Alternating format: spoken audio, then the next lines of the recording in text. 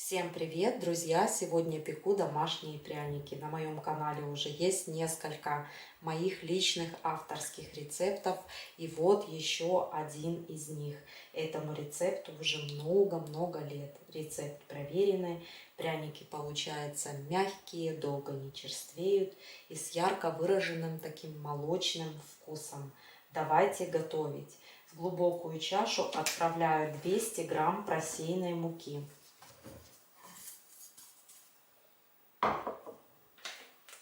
Пакетик ванильного пудинга. В пакетике 37 грамм. Чайную ложку кардамона.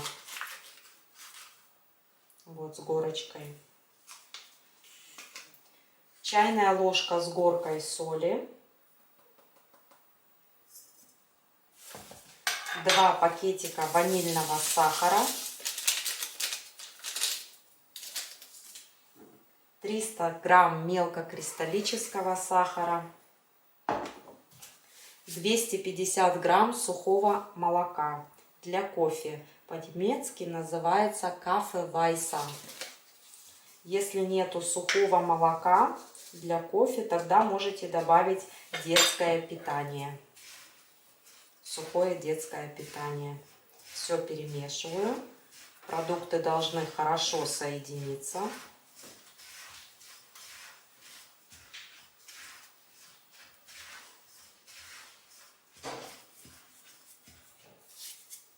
Выливаю 500 миллилитров только что закипевшего молока. И начинаю все быстро перемешивать.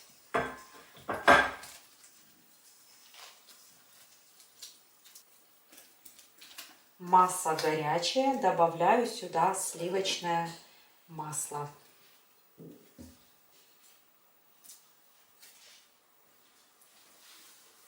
И все перемешиваю до растворения сливочного масла. 100 грамм сливочного масла, процент жирности 82%. Масло добавляйте холодное, так, чтобы оно побыстрее остудило молочную смесь. Так как мы сюда будем сейчас добавлять яйца, если смесь будет горячая, то яйца могут в ней завариться. Нам понадобится 1 крупное яйцо и 2 желтка. Здесь 95 грамм. Яйца замеряла на весах. Все перемешиваем.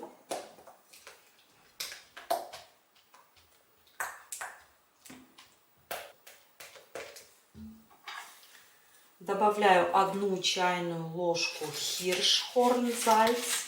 По-русски называется аммониум.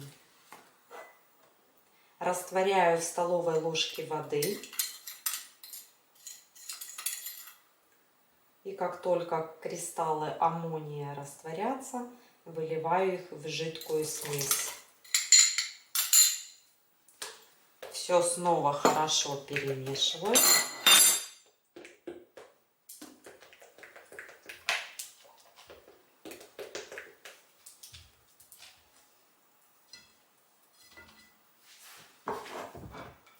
Высыпаю 800 грамм просеянной муки. Поверх муки 2 пакетика разрыхлителя. В пакетике 16 грамм. И замешиваем тесто.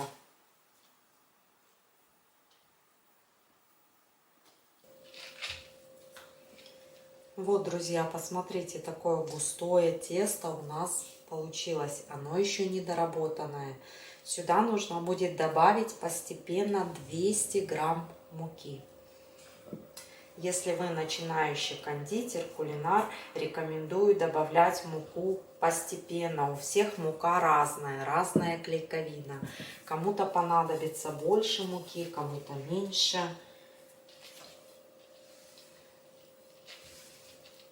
Я использую муку под номером 405. Мука высшего сорта.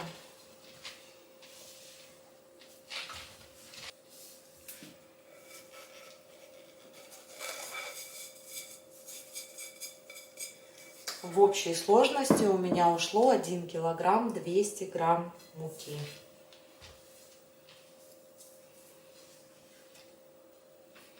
Тесто замешивала где-то около 7 минут, сначала в чашке, а потом на рабочем столе. Муку для замеса теста больше использовать не нужно. Если тесто вдруг начнет липнуть к поверхности стола или к чашке, вот используйте вот такой вот скребок для замешивания теста. По-русски я не знаю, как правильно его назвать. Напишите, пожалуйста, в комментариях. И теперь тесту нужно будет дать хорошенько отдохнуть. Для того, чтобы тесто сверху не заветривалось, покрываю его пищевой пленкой в контакт с тестом. Можно также прикрыть полотенцем или крышкой. Рабочую поверхность припыляю мукой, выкладываю небольшой кусочек отдохнувшего пряничного теста и раскатываю в пласт толщиной 8 миллиметров, 7-8 миллиметров.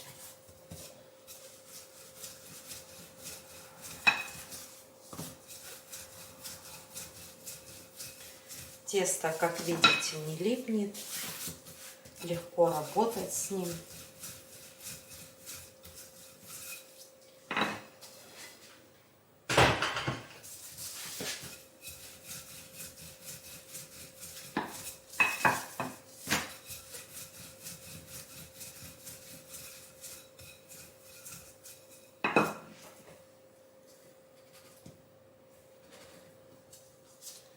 Прянички буду укладывать на противень, застеленный пекарской бумагой.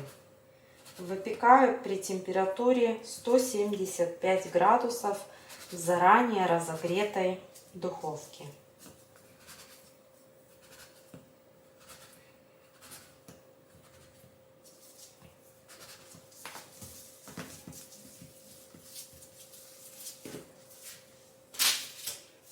Пряники укладывайте на расстоянии друг от друга, чтобы они не прилипли друг к другу во время выпечки.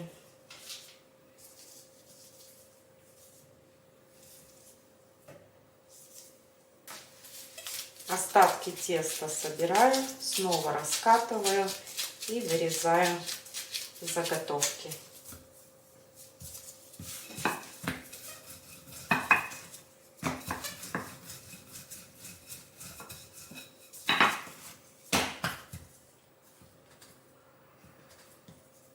Горячие пряники буду покрывать белковой глазурью. Для глазури мне понадобится 2 белка комнатной температуры, 250 грамм сахара, щепотка соли. Все это нужно будет хорошенько взбить. Друзья, первая партия пряничков готова. Посмотрите, как они хорошо поднялись. Горячие пряники смазываю белковой глазурью и оставляю на листе высохнуть.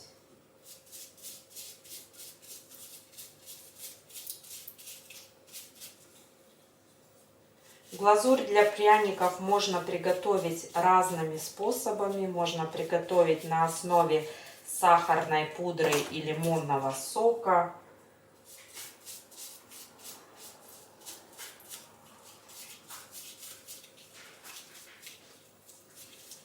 Работайте в перчатках, пряники очень. Друзья, посмотрите, какое количество пряников у нас получилось.